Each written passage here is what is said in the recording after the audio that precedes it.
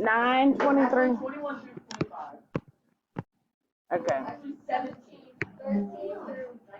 Great day. Okay, what did I give y'all? I gave y'all 1 through 25 odd. So how about the 1 through 7? Any of those? Those are good. One of them. Is there one in particular that you would like for me to do?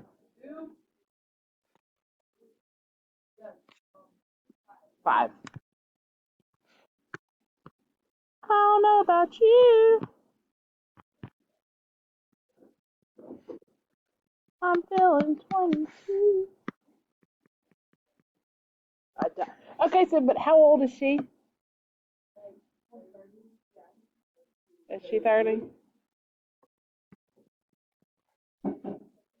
You know, it's funny because I remember when she first started, Russell came home one day and he was like, "Have you heard of this new girl? She's like 15 or 16 and she's writing all her own music." And he was telling me, I was like, "Wow, that's pretty impressive." And then I guess I lost my. Okay. Use graphs and tables to find the limit as x approaches infinity of f of x and as it approaches negative infinity and identify horizontal asymptotes. So for this one, we're going to put it in a calculator. Y'all didn't put these in the calculator? You can do it algebraically too.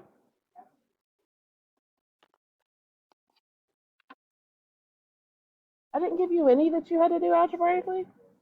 Oh, confirm. Well, no, because that's these theorem. Let me do it algebraically first and put it in the calculator. If I were to plug in infinity here, right? I'll just say f of x. So what I'm thinking is 3 times infinity plus 1. Even though this is not really, you can't really just plug in infinity like this, but we'll pretend. These little plus 1 and plus 2 aren't really impacting, right? It's just kind of, okay, whatever. If you take infinity and add 1 to it, what is it? Okay. So really what I have is 3 times infinity, the absolute value of infinity. If I say, well, that's like infinity, these are the same. I'm going to say that the limit as x approaches infinity should be probably 3. And I hope that my tables will justify that whenever I graph it and look, but we shall see.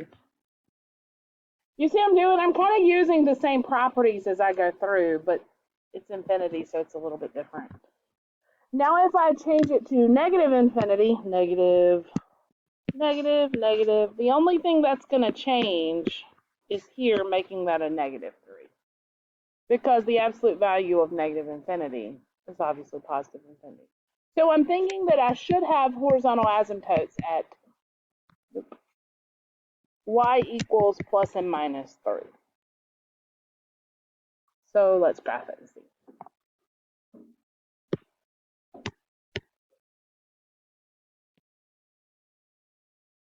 feels dreary today.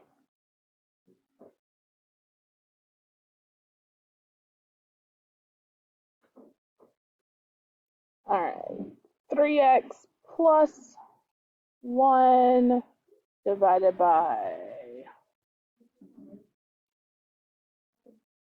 absolute value of. You can feel if it's going to rain. What? No, y'all can. I guess I don't need to graph it.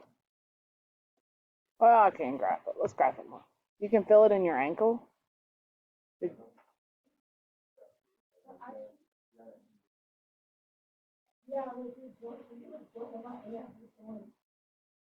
Like I've heard of old people say, "Oh, it must be gonna rain because my back's hurting," but not a teenager.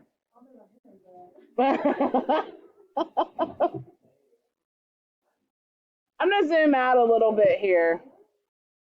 Remember we said plus or minus 3, so hopefully this graph, and it does look like it's approaching something. I can't tell if it's really leveling out or not, or if it's just creeping up like kind of like a cubic does. So let's go into the table. Let's get really big. 100, 200, whoop, 100, 500. It looks like it is getting closer and closer to 3. So I would say yes, that has a horizontal asymptote at y equals 3. If I go the other way, negative 100, negative 200, negative 500, and so on, and I keep getting bigger. That it does look again. So yes, horizontal asymptotes y equals 3 and negative 3. So there's all three methods graphically with the table and algebraically. Does that make sense?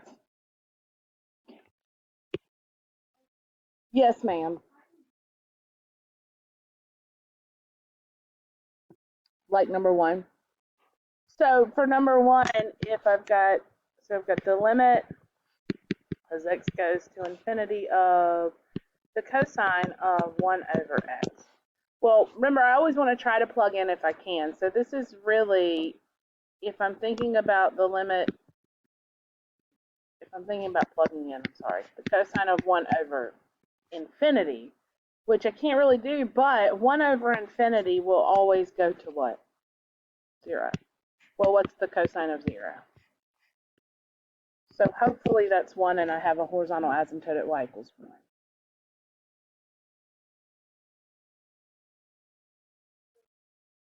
Negative infinity would be the same thing, because 1 over negative infinity would still go to 0. All right. 9 or 11. Squeeze theorem, number 9. I have the limit as x approaches infinity. 1 minus cosine x over x squared. Well, I'll just go ahead and set up, because it does tell me to use the, it says find the limit and confirm using the squeeze theorem. I'm thinking that if I plug infinity in, it's going to give me pretty much 0, because cosine's going to be somewhere between negative 1 and 1, right? So if I have 1 minus something between negative 1 and 1, if I think about this conceptually, I'll have something no more than 2 on top, right? 2 is the biggest I can be on top. Does that make sense? Cosine's always going to be between negative 1 and 1. So worst case scenario, I got 2 up top. But if the bottom is infinity squared, this whole thing's going to end up going to what? 0, right? So hopefully I can confirm that with the squeeze theorem, which is the point of this. So let's let cosine be between negative 1 and 1. I am going to, we'll even say negative cosines between negative 1 and 1. Because it still is, right? You negate both of them. I am going to add 1 to everybody. So 1 minus cosine x is between 0 and 2. And that makes sense if you think about it. Some of you may have started there. I started with that whenever I did it, because I said, well, all this is doing is shifting cosine, flipping cosine and shifting it up 1. So instead of between negative 1 and 1, it all shifted and it's between 0 and 2. But if you didn't, you could still do it this way. Divide everybody by x squared.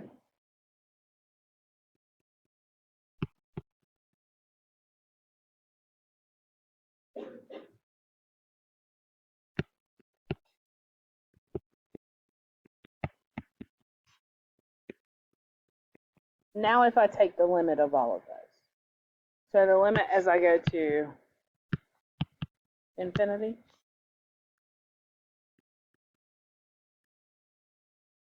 Obviously, the limit of a constant is the constant itself. The limit as I go to infinity here is going to be 0, because it's 2 over 0. So I end up with, then I know that the limit as x goes to infinity of that f of x must also be 0, because the ends are the same. They'll both be 0. Does that make sense?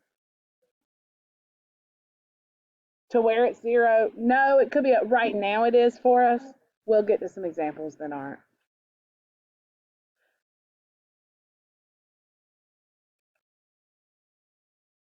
All right, how about 13 through 19? 17. See, some Deanna Carter. Yeah. Thank you, Abby. I'm glad you. 17. The limit as x approaches 0 from the right. Step function. Okay, so if you go on your calculator, if you go into math, over to number, it's number 5. So integer x. Do y'all remember what that function is and what it does? So it always rounds down to the nearest integer. So if you plug in 1.2, then it gives you 1. Well, let me do it like this. 1.2 would give you 1. 1.9 would give you 1. But at the point that I flip up, it goes to the next. So it looks something like this. This is 1.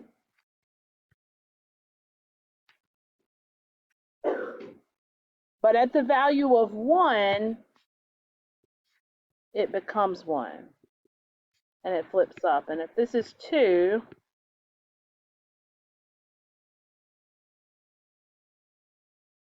does that make sense? Okay, well, this is just the basic step function. You have integer x over x. I was just reminding you what integer x was. Y'all remember that? Okay, now let's do greatest integer divided by x. So let's do this one. Ooh. I'm going to fix my one. Ooh, look at the...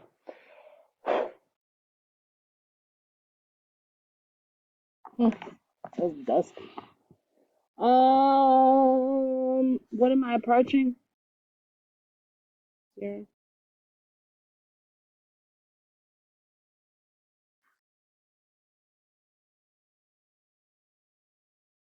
I'm assuming these are asymptotes here. Or not asymptotes, but they're undefined. It's jumping, because these are jump discontinuities. All right, so it says as I approach 0, oh, I can't see enough, 0 from the right. I need to go up on y.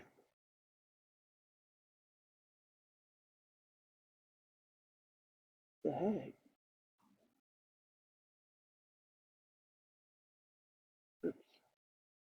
This is integer x over x. It's number 17.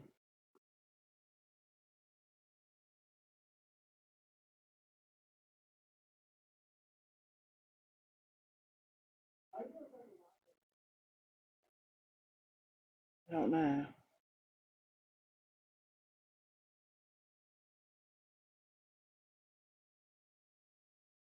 I'm just playing with my Windows some to see if I can get it to. Did y'all ever get it to where you could see from the right?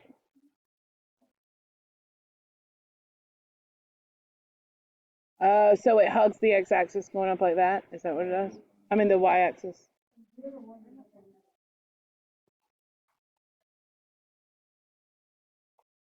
Oh, okay. So it's approaching 0. Well, I can't see that on mine, y'all. That sucks.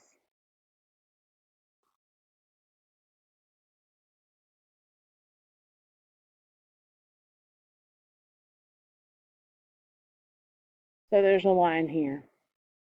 I'd have to go into my table to see it. So if you have a graph like mine. So as I approach 0, 0.01.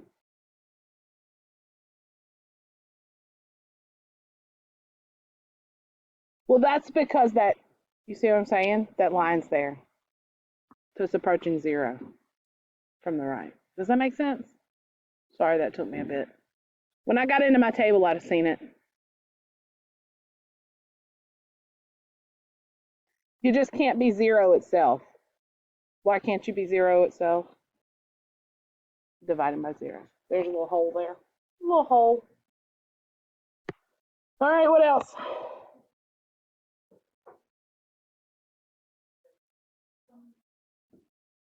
Find the limit. Oh, you just have to do a little algebra. Finding the limit as x approaches infinity and as x approaches negative infinity. So essentially what you're doing is finding all horizontal asymptotes here. I have 2 minus x over x plus 1 times x squared over 5 plus x. Let's see. Did y'all multiply this out? Combine the fractions? What'd y'all do?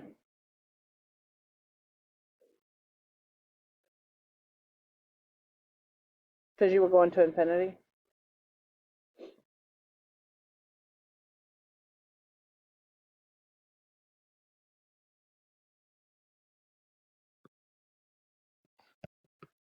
Let's see what happens.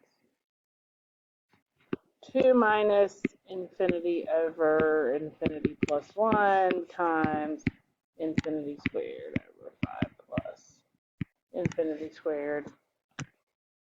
That doesn't matter. That doesn't matter. That becomes 1. That becomes 1. 2 minus 1, 1. What y'all got? Y'all see what I did? I didn't really talk through it. I'm sorry. I was thinking through it first. Let me go back. Thought process here. If you have infinity plus 1, that's really just infinity, right? I'm not going to worry about that. If you have infinity squared plus 5, again, that plus 5, yeah, whatever. So now what I have is 2 minus infinity over infinity times infinity squared over infinity squared. This sucks, doesn't it? I'm sorry. This is the same, so it's 1. This is the same, so it's 1. 2 minus 1 is. So the limit as I go to infinity would be 1. Hopefully this one does have a horizontal asymptote there. And then if I go to negative infinity, well, again, these things don't matter, right?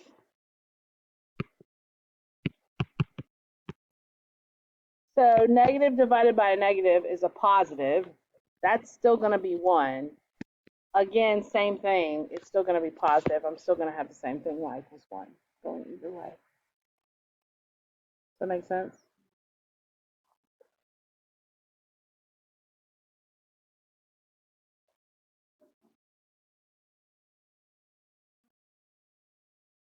Yeah. 23. Y equals cosine 1 over x divided by 1 plus 1 over x. If I'm going to infinity,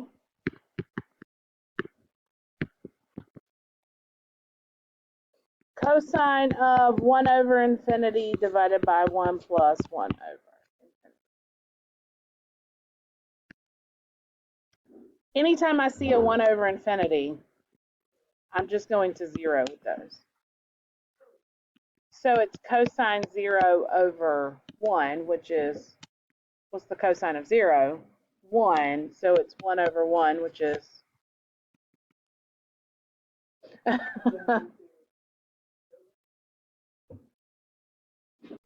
negative infinity should be the same thing because I'm still, those infinities are just taking me to 0 there.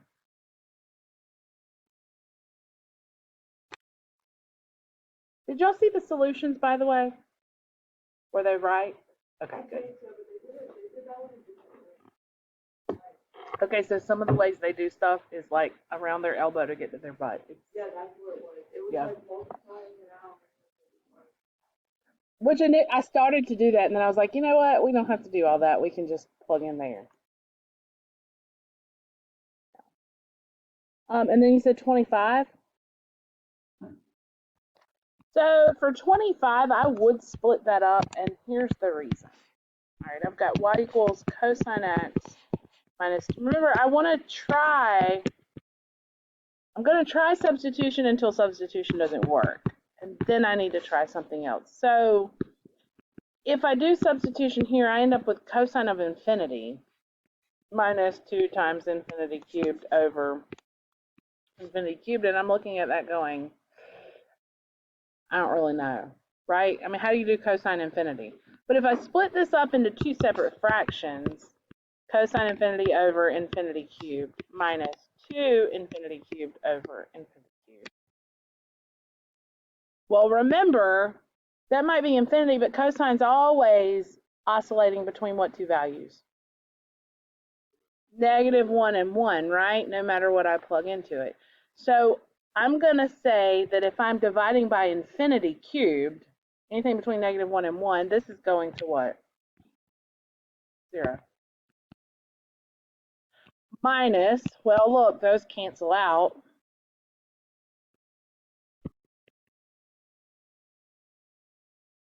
Which is -2. Okay, so cosine values are always going to be between -1 and 1. They can't be anything else, right? So if it's always between -1 and 1, and I take some value between -1 and 1, and I divide it by infinity cubed, it's going to 0. Because it's never any bigger than 1 up top. And 1 divided by infinity is 0. Same with negative infinity, and the negative infinity is not even going to impact here either because it doesn't matter. It's still 0. And these still cancel because they're the same. So it's still going to be -2, whether I go to positive or negative infinity. Does that make sense? Yeah. It's not?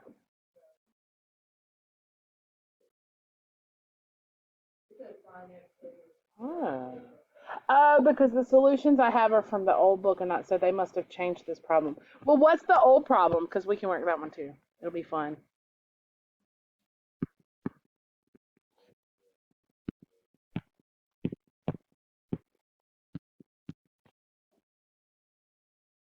Same, but it's still the same kind of concept. Oh, I see why this one's different.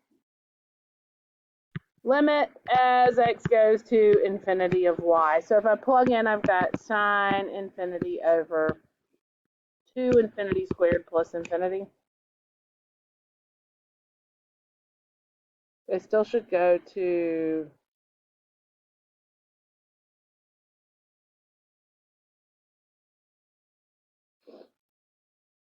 still really, it still should go to 0. Is it not? Is it 0? Is the solution for this one 0? So I'm still so big on the bottom if you did that one. But I see why they changed that one, though. It's kind of a crappy problem.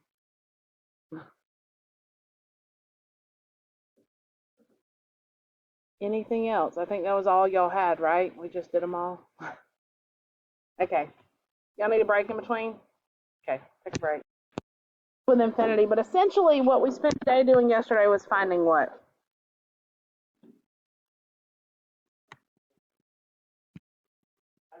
That's right, horizontal asymptote. So define one more time for me what a horizontal asymptote is.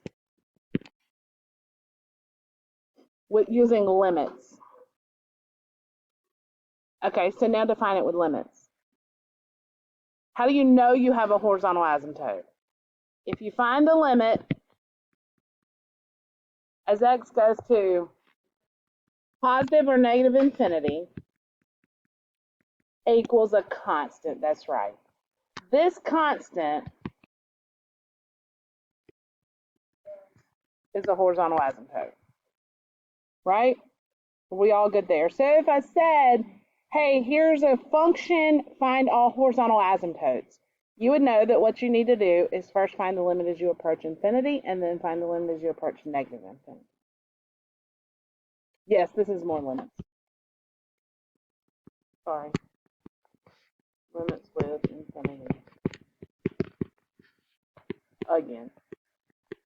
We generally spend 2 to 3 days on every section.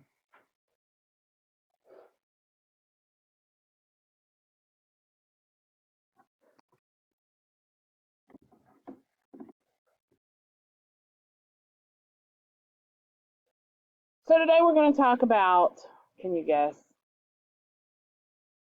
Vertical asymptotes. That's exactly right. I'll give you all a second to catch up. We're frantically writing.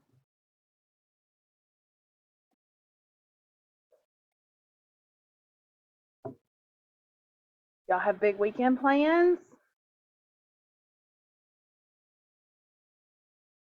We're going catfishing, y'all. My dad booked a chartered boat in Santee. I think I wasn't. Now Nana's got to deliver my pedophores for me so I can go. Poor Nana. I'll bring y'all some. I'll bring you some.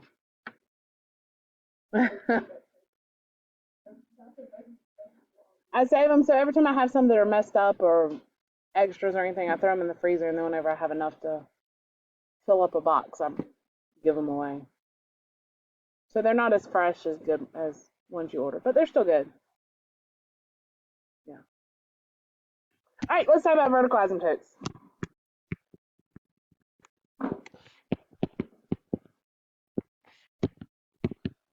We define vertical asymptotes if you can do the limit as you go to a constant and it equals either a positive or negative infinity. And this constant could actually be from the right or from the left. So this is what I have to pay attention to now also. Because you could have an asymptote that just bounds one side of the graph, not both sides. So if it comes in from either the left or the right and you get positive or negative infinity, then x equals c, vertical asymptote.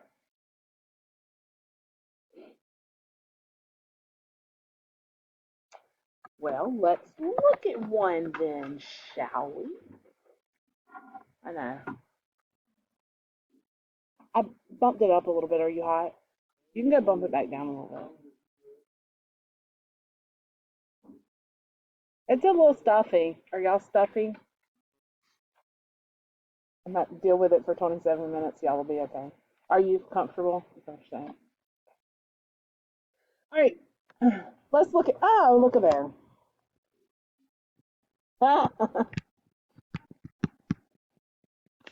The air just cut on.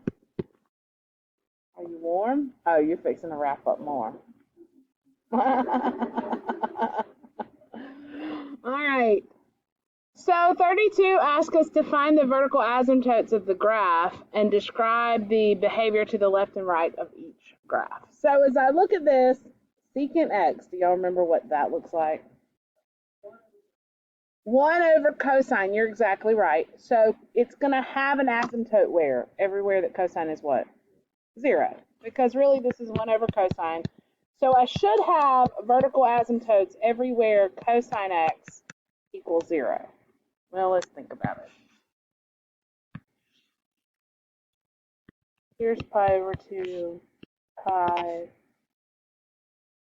3 pi over 2, 2 pi. I'm just going to sketch this for you real quick because I'm going to go out on a limb and say you don't remember.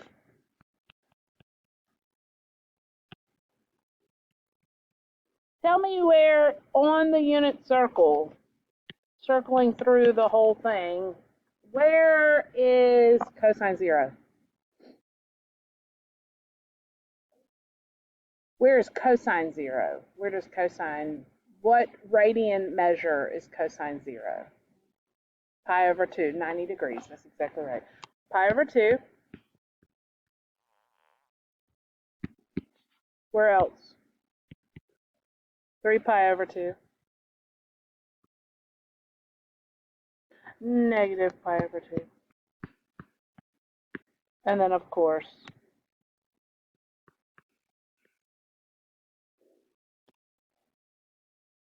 yeah, this is one of those parent graphs, but if you don't, it's okay. You'll get there. What is the cosine of 0? 1, right? The cosine of 0 is 1, so 1 over 1 is 1, and then it hugs this asymptote this way and this way.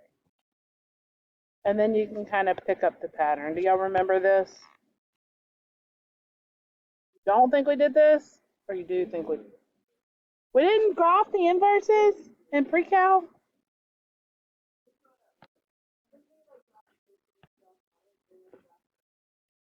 Okay. Well, what happens, and it's kind of easy to understand what happens if you know your unit circle. As I move from 0 to pi over 2 on my unit circle, from 0 to pi over 2, what is happening to the cosine values? Are they getting bigger or smaller? Look at the way I'm moving. Cosine is x. Bigger or smaller? Smaller, right? Because I'm moving in this way. If it's getting smaller, but it's the reciprocal of that, then the reciprocal is getting bigger. So as I move here from 0 towards pi over 2, it gets bigger and then flips up. That's why it goes that direction. And then it does this. And of course, the asymptotes are due, in fact, to cosine being 0. Okay.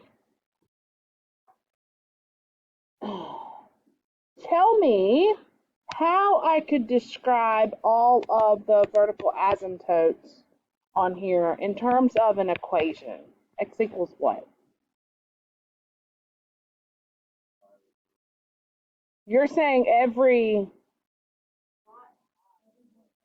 so pi over 2 plus k what? Plus k?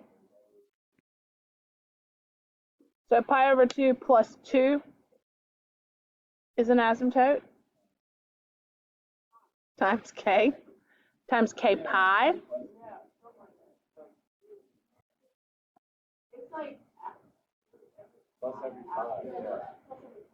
Plus pi k. There you go. So plus pi k. What is k? I need to define k. It's an integer. So pi over 2 plus a whole pi. Every tick mark is a half a pi, right?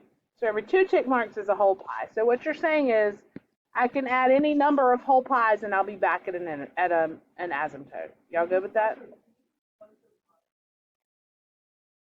You can if you want to, but it's not really necessary because integers are negative numbers also.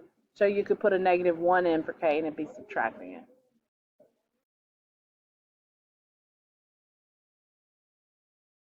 K, you talking about this symbol? K is a member of the integer family, is what it essentially says. This little symbol means is a member of or belongs to. Yes, yes. Now tell me in calculus terms why, we'll just do pi over 2. Tell me why in calculus terms pi over 2 is a vertical asymptote.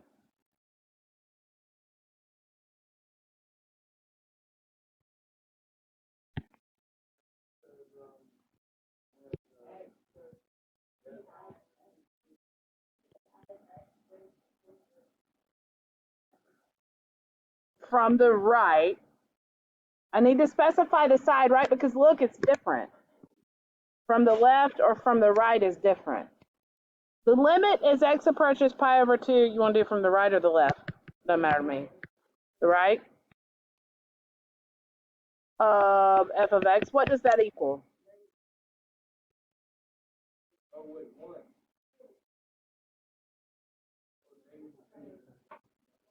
From the right means look to the right side of it and then go towards it.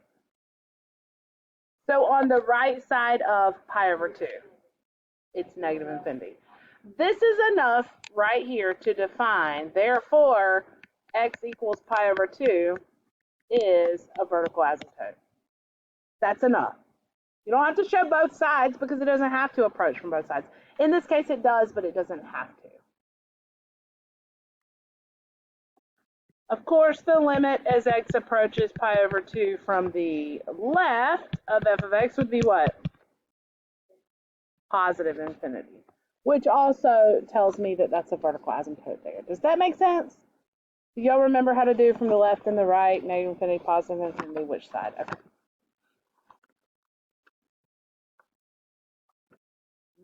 Let's do a little algebraic manipulation then. This is fun.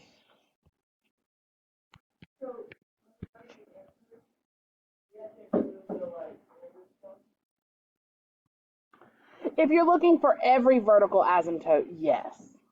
Because you would have to There's multiple ones for the, and this is just going to be for the trig function ones. Yeah, I know. I'm sorry. Let's look at number 30. Number 30 says f of x equals 1 minus x over 2x squared minus 5x minus 3. I want to find the vertical asymptotes of the graph and then describe the behavior to the left and the right of that vertical asymptote.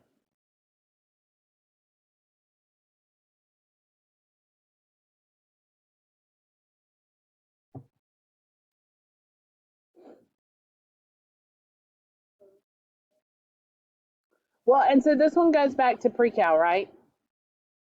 How do you find the vertical asymptotes without graphing? Because this is a rational. Do the bottom thing. That's exactly right. That's exactly right. I got to factor it. Multiplies to negative 6x squared, but adds to negative 6 and 1. That's right. Well, I'm just factoring 2x squared minus 5x minus 3. So now it's going to be 2x squared minus 6x plus x minus 3. I can't shortcut this one because there's a leading coefficient. Y'all remember factoring? Do I need to refresh you on factoring?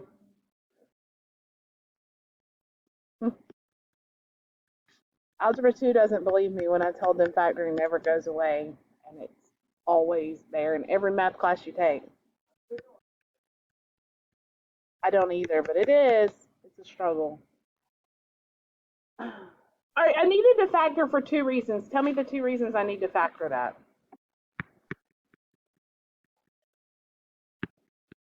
Well, I can tell top heavy, bottom heavy here. But why? Holes and asymptotes. That's exactly right. Holes and asymptotes. I need to find holes and asymptotes. What makes a hole and what makes an asymptote?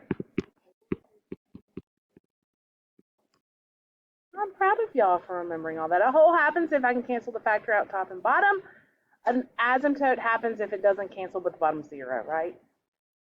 Be careful when they look like this. This happens a lot at this level. Yes, ma'am. So if it doesn't cancel, in this case, these don't cancel, they would both be vertical asymptotes. So factors that equal 0 and don't cancel.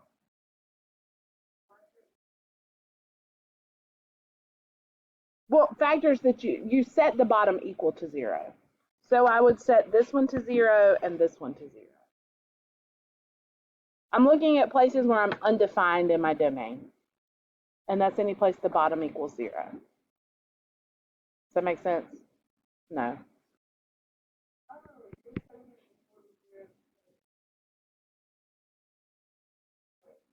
Because these two, if I say, okay, I know the bottom can't be 0, what would I plug in that would cause it to be 0? So I solve it. Those are the asymptotes. That's correct.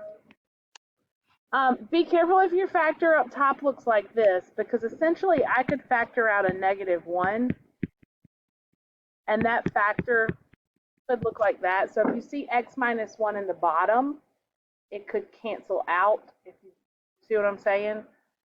I could have factored this and this was x minus 1 instead of x minus 3, and in that case they would have canceled and left me a -1 up top. So be careful about the way those are written. Okay. So nothing cancels, so I'm good to go with just setting equal to 0. So I should have vertical asymptotes at x equals 3 and x equals what?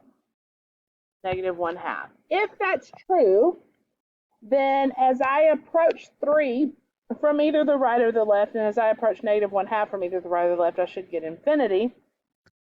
So let's graph it and see what it said to do. Yeah. Describe the behavior of f of x to the left and right of each asymptote. So that means I want to do the limit as x approaches 3 from the left. I want to do the limit as x approaches 3 from the right. And I want to do the limit as x approaches -1/2 from the left. and the limit as x approaches -1/2 from the right.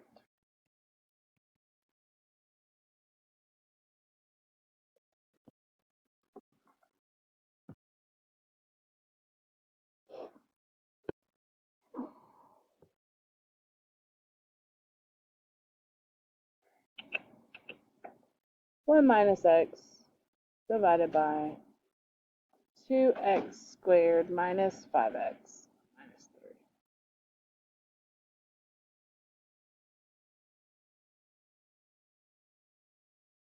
The first one is I approach, what did I say? 3.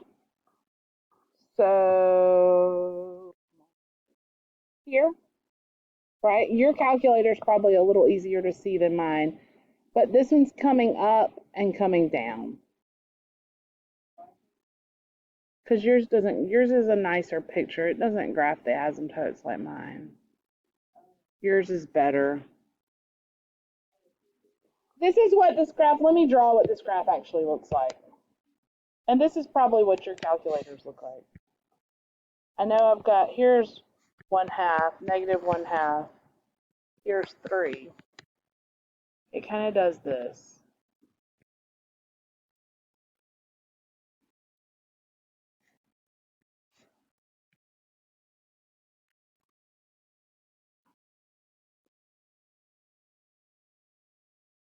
So what is the limit as I approach 3 from the left? Infinity. How about the limit as I approach 3 from the right? Y'all see where we're looking? All right, 3 from the right is this side. So this one is 3 from the right. This one is 3 from the left. Now if I do -1/2, this one's -1/2 from what? The right or the left? From the right. So that's going to, and this one is -1/2 from the left, which is positive.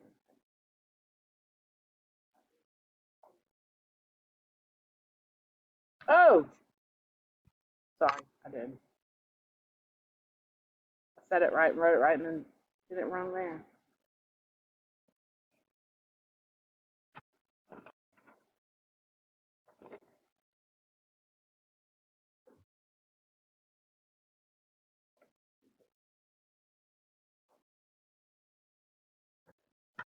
I'm almost done, I promise. I have to be, we're almost out of time. I think I'm gonna skip that one.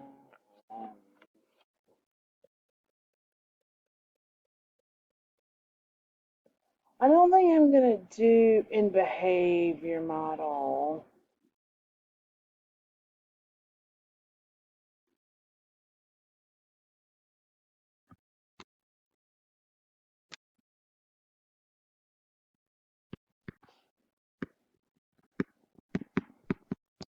Because essentially we've been doing that anyway.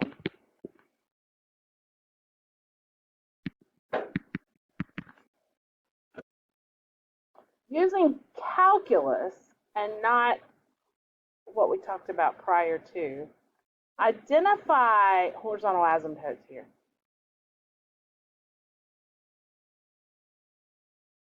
Horizontal, not vertical.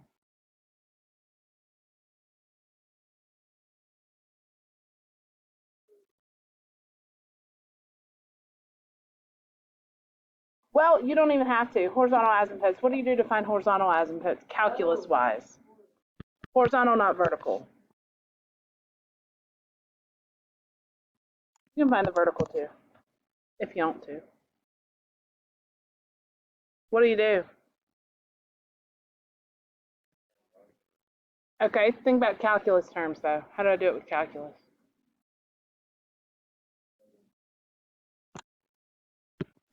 Take it to infinity, and then take it to negative infinity.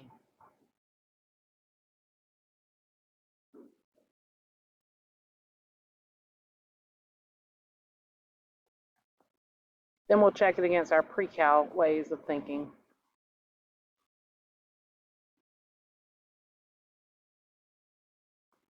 If I have 3 infinity squared minus infinity plus 5, or infinity squared minus 4. Yeah, right. Essentially, let's see what happens. Can I take an infinity out?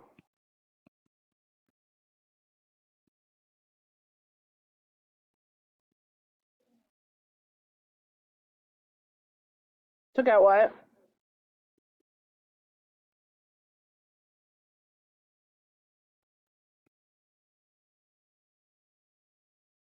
Right? Yeah, I'm gonna say that's not making too much difference.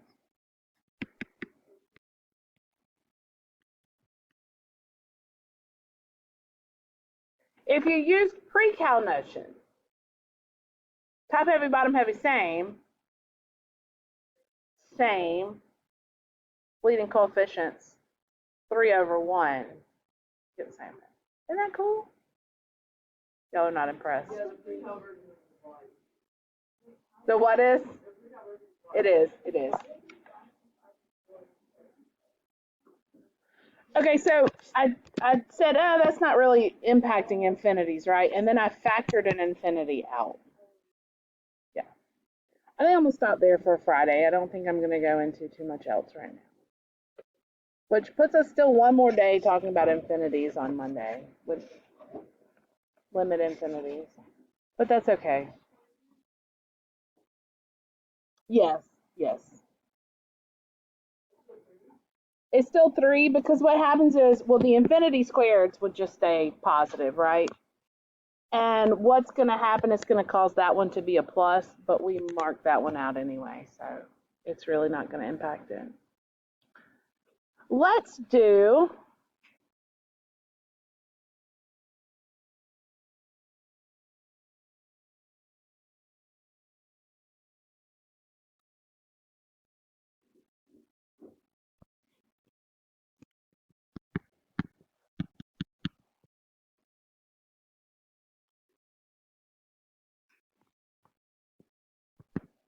oh, we already did those. Do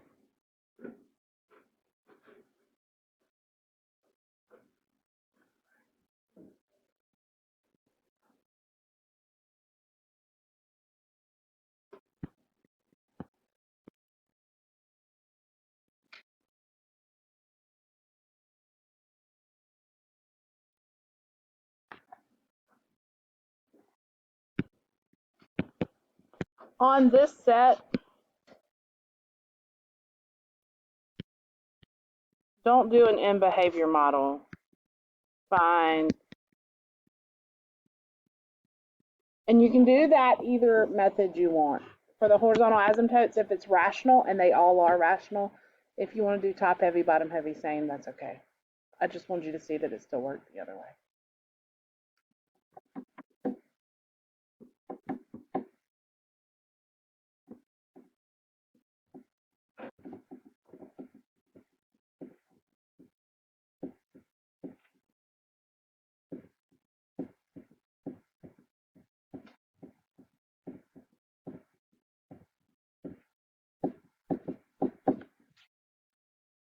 No, that might be about all we.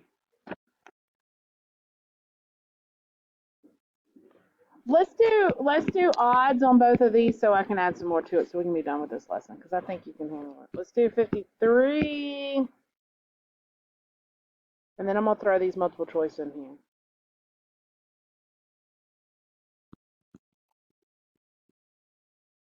Nope, not 64. That's an end behavior model.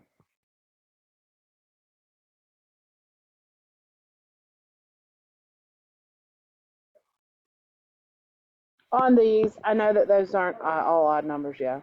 And then 53 and 61 and 62 and 63. These are multiple choice.